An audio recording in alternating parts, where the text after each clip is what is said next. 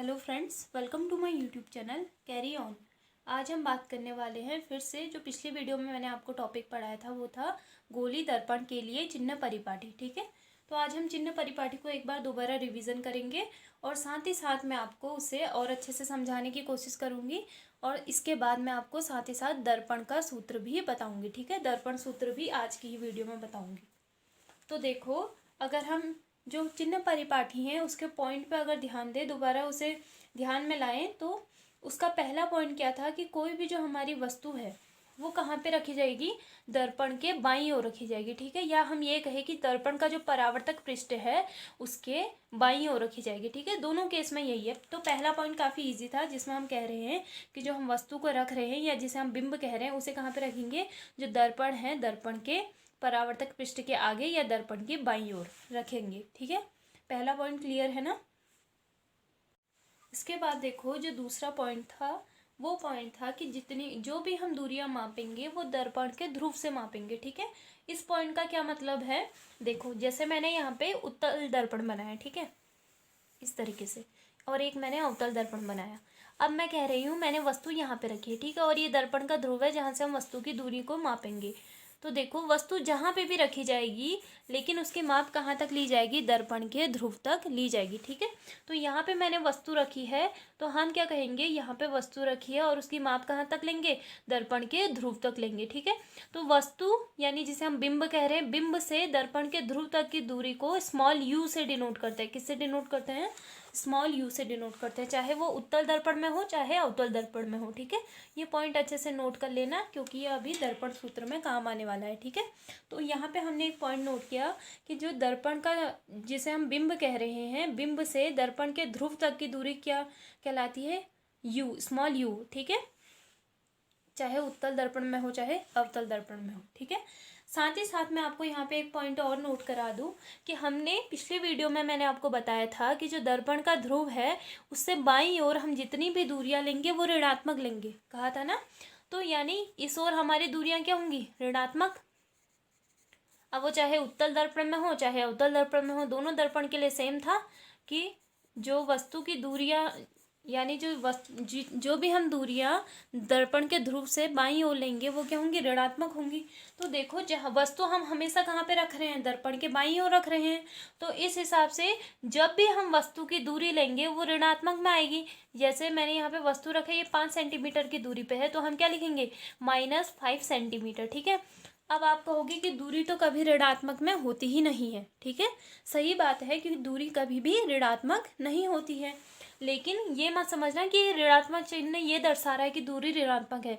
ये ऋणात्मक चिन्ह ये दर्शा रहा है कि जो हमने वस्तु रखी है वो दर्पण के बाईं ओर रखी है। ठीक है, तो ये चिन्ह जो यहाँ पे ऋणात्मक धनात्मक दिखा रहे हैं, ये हम वस्तु या प्रतिबिंब की किस ओर रखा है इसके लिए दर्शा रहे हैं। ठीक है, तो ऋणात्मक चिन्ह यहाँ पे इसीलिए दर्शाया गया है कि हमने वस्तु बाईं ओर रखी है, इसलिए ऋणात्मक लगा है। ठीक है, यहाँ तक आया समझ में।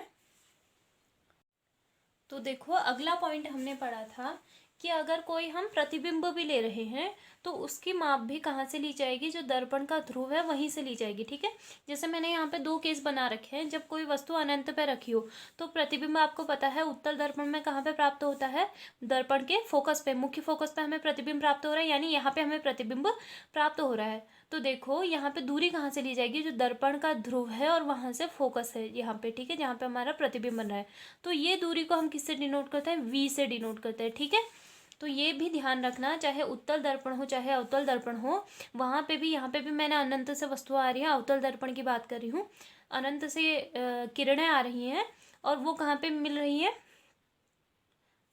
दर्पण से परावर्तन के बाद दर्पण के मुख्य फोकस पे वे प्रतिबिंब बना रही हैं। ठीक है, तो प्रतिबिंब जहाँ पे हमारा बन रहा है वहां से पोल तक की दूरी, ठीक है, पोल से ही नापेंगे, आपको पता है दर्पण के ध्रुव से ही सारी दूरियां मापी जाएंगी, चाहे बिंब हो या प्रतिबिंब। तो प्रतिबिंब मेरा मुख्य फोकस पे प्राप्त हो रहा है, तो इसे वस्तु की जो प्रतिबिंब की दूरी होगी उसे किससे डिनोट करते हैं, वी से। ध्यान रखना, वस्तु की जो दूरी है पोल तक उसे तो हम यू से डिनोट कर रहे हैं, और प्रतिबिंब की जो दूरी होगी पोल तक उसे हम वी से डिनोट करेंगे। ठीक है, यहाँ तक आया समझ में, ये वस्तु की दूरी। वस्तु की दूरी या वस्तु की लंबाई दूरी बोल देंगे, ठीक है। वस्तु की दूरी और ये प्रतिबिंब की दूरी। यहाँ तक आया समझ में। अब देखो हमारे जो प्रतिबिंब बन रहे हैं वो उत्तल दर्पण में अलग बनते हैं और अवतल में अलग बनते हैं। आपको पता होगा उत्तल दर्पण में दो केस में हम प्रतिबिंब प्राप्त कर सकते हैं और वो दोनों प्रतिबिंब क्या होते हैं, दर्पण के पीछे की ओर बनते हैं, ठीक है।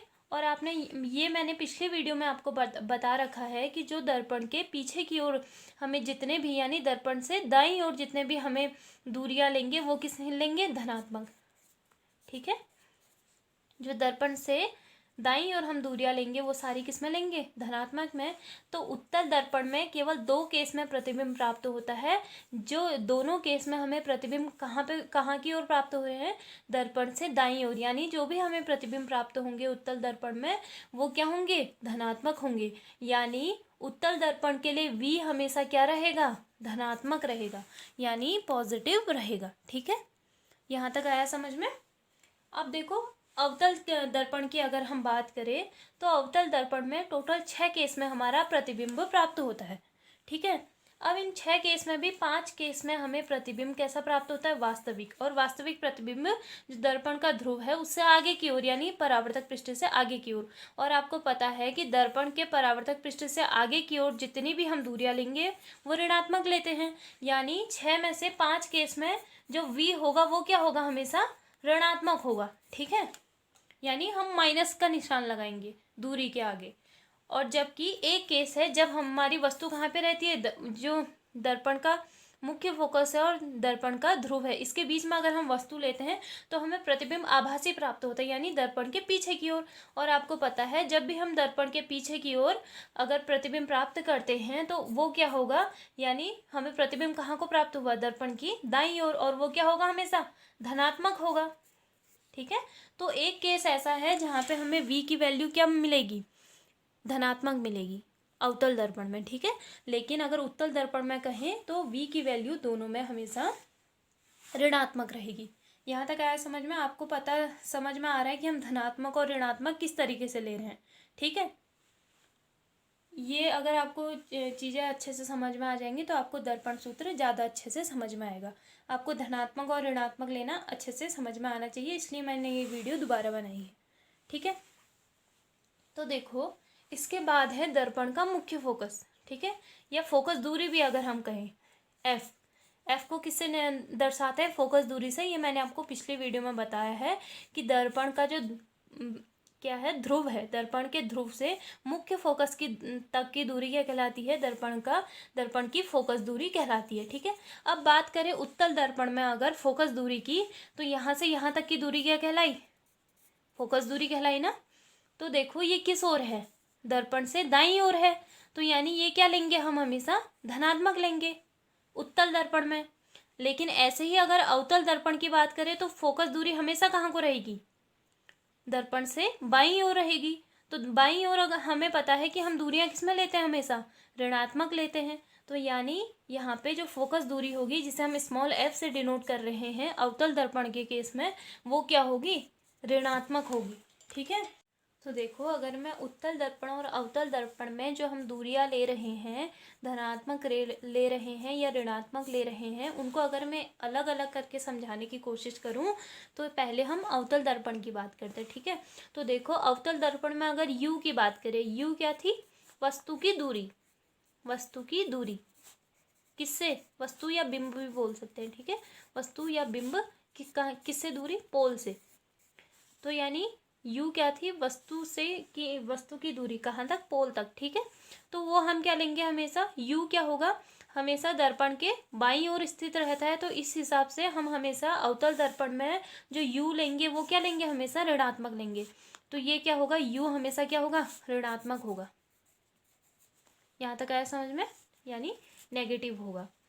इसी तरीके से अगर हम फोकस दूरी की बात करें जिसे हम स्मॉल f से डिनोट करते हैं, ठीक है। तो आपको पता है अवतल दर्पण में जो फोकस दूरी होती है वो दर्पण के आगे की ओर ली जाती है। मुख्य फोकस दर्पण के आगे बन रहा है तो फोकस दूरी भी आगे होनी चाहिए ना। तो इसलिए ये भी क्या होगा, हमेशा ऋणात्मक लेंगे। यहाँ तक आया समझ में। अब बात करते हैं वी की। वी क्या थी? प्रतिबिंब की दूरी। वी क्या है यहाँ पे? प्रतिबिंब, यानी जो हमें इमेज मिल रही है उसकी दूरी, जिसे हम वी से डिनोट करें। तो वी क्या लेंगे? वी में हम इसे, जो हमें प्रतिबिंब प्राप्त होगा उस हिसाब से लेंगे। तो यहाँ पे 6 केस हैं टोटल जहाँ पे हमें प्रतिबिंब प्राप्त कर रहे हैं, जिसमें से 5 केस में हमें प्रतिबिंब क्या मिलेगा? नेगेटिव मिलेगा, यानी नेगेटिव मिलेगा क्योंकि वो दर्पण से आगे की ओर बनते हैं, ठीक है। और ऐसे ही एक केस ऐसा होगा जहाँ पे हमें आभासी प्रतिबिंब होगा, तो वहाँ पे हम प्रतिबिंब कैसा प्राप्त होगा? पॉजिटिव लेंगे, ठीक है। ये नेगेटिव और जो पॉजिटिव है ये दर्शा रहे हैं कि प्रतिबिंब हमें जो प्राप्त हो रहा है या वस्तु या फोकस दूरी वो कहाँ पे स्थित है, दर्पण के आगे है या दर्पण के पीछे है, ठीक है। ये मत समझना कि ये दूरियां हैं, दूरी कभी भी नेगेटिव नहीं होती है, ये केवल चिन्ह है जो हमें बताएंगे कि जो हमारा प्रतिबिंब है, वस्तु है या फोकस दूरी है, वो दर्पण से फोकस केंद्र है वो दर्पण से आगे है या दर्पण से पीछे है, ठीक है। यहाँ तक आया समझ में? अब इसी तरीके से हम अब उत्तल दर्पण की बात भी कर लेते हैं, ठीक है। शॉर्ट में देख लेते हैं एक बार उत्तल दर्पण। अब उत्तल दर्पण में देखो यू क्या होगा? यू हमेशा चाहे उत्तल दर्पण हो चाहे अवतल दर्पण हो उसमें नेगेटिव ही रहेगा, इतना ध्यान में रखना, ठीक है।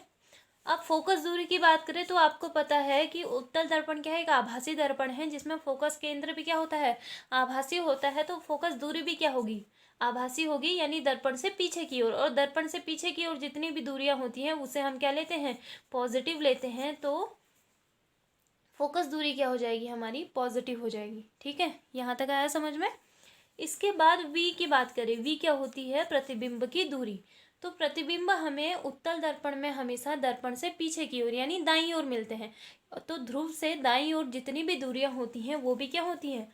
पॉजिटिव होती है, ठीक है। तो आप कंफ्यूज मत होना हम किस तरीके से ये कह रहे हैं, उत्तल दर्पण में और अवतल दर्पण में। ये मैंने आपको पॉइंट अच्छे से बता दिए हैं। आप इनका रिवीजन करोगे तो आपको कहाँ पे नेगेटिव लेना है, कहाँ पे पॉजिटिव लेना है, ये याद करने की ज़रूरत नहीं पड़ेगी। आप अच्छे से जो डायग्राम है उसे देख के या जो आपका आंसर आ रहा है उसे देख के बता सकते हैं। तो ये सारे पॉइंट जानने के बाद अब हम बात करते हैं दर्पण सूत्र की, ठीक है। दर्पण सूत्र भी क्या है? काफ़ी आसान है, जिसमें मैंने आपको पहले से ही बता दिया है। ये दोनों दर्पण के लिए होंगे, ठीक है। गोलीय दर्पण की बात हो रही है, यानी उत्तल और अवतल दोनों की बात हो रही है, ठीक है। तो देखो यहाँ पे वी भी है, मैंने आपको बताया वी क्या है? प्रतिबिंब की दूरी, ठीक है। यू क्या है? वस्तु की दूरी। फोकस क्या है? एफ क्या है? वह फोकस दूरी, ठीक है। तो यहाँ पे दर्पण सूत्र होता है 1/v plus 1/u equal to 1/f, ठीक है। अब यहाँ पे देखो जो फोकस, ये दर्पण सूत्र क्या है? दर्पण सूत्र क्या दर्शा रहा है? जो प्रतिबिंब की दूरी है, वस्तु की दूरी है और फोकस दूरी है, इनके बीच में क्या दर्शाता है? संबंध, ठीक है। तो ये दर्पण सूत्र जो वस्तु की दूरी है, प्रतिबिंब की दूरी है और फोकस दूरी है, इनके बीच में रिलेशन बताता है। यही हमारा क्या है? दर्पण सूत्र है 1/v plus 1/u equal to 1/f। अब इसमें आते हैं न्यूमेरिकल, ठीक है। न्यूमेरिकल अब इसके बाद वाले वीडियो में मैं डेली एक एक न्यूमेरिकल आपको करके समझाऊंगी, ठीक है। तो आज के लिए इतना काफ़ी है। Thank you so much.